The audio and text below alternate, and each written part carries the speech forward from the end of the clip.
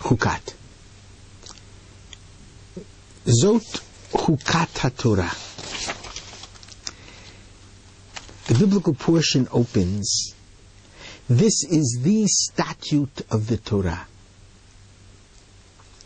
And statute, which is another word for law in English, actually has the nuance, according to our sages, as being a law which is not necessarily rational. And this is the most non-rational of all. It sounds, please forgive me, almost like voodoo. And it's the way a human being, a Jew, becomes purified from having come into contact with death. And the Bible teaches as follows. The Israelites must bring a red cow, which has no blemish, and which has never had any yoke upon it,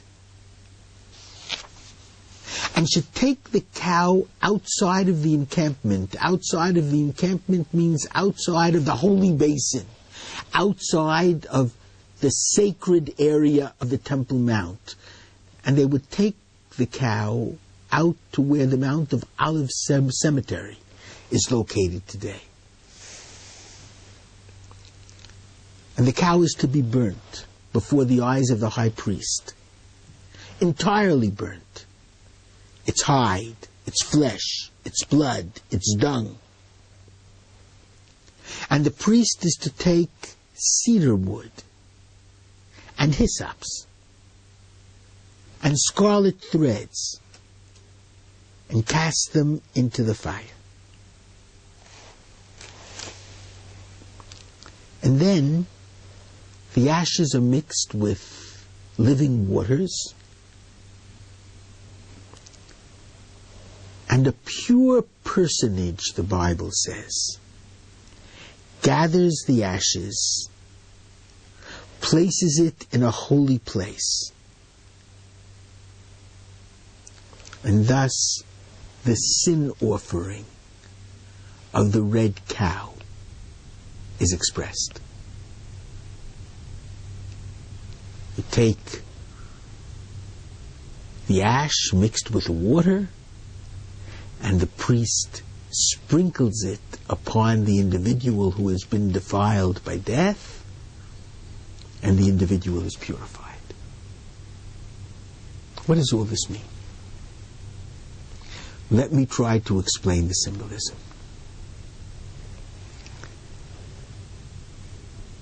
This is a great mystery, because it's the mystery of the eternity of the Jewish people. The Israelites are to take a red cow. Cow symbolizes historic Israel, Knesset Yisrael. Israel has given to the world the milk of human kindness. Israel has given to the world the concepts of compassionate righteousness and moral justice. Being godlike means to be kind, filled with loving kindness, compassion, love, truth. We taught the world the 10 Commandments and the 7 Noahide laws of morality, without which the world cannot exist. So just as a cow nourishes the next generation with the milk, so do we nourish the world with these laws, because without them, the free world will not survive. Unless the world understands fundamental morality, thou shalt not murder, the world will not survive nuclear developments. And that's why it's a red cow. Because red is the blood, is the soul of life. And life depends upon what we gave to the world. So the world takes us out, and slaughters us far from the holy encampment, and burns us in Auschwitz, Treblinka, and throws into the fire all types of Jews, Jews who are as proud as the tall cedar, leadership Jews, Jews who are as humble as the hyssop, and Jews who have sinned. And then they take the ashes, mix it with the living waters of Torah, and that's how the holy personage, God, who was the only really holy personage, himself purifies from death, because the only one who can purify from death is God. And God guarantees that despite the Auschwitzes, despite the persecutions, despite the anti-Semitism, the ashes, together with Torah, of the Jewish people will be replanted in the holy place which is Israel.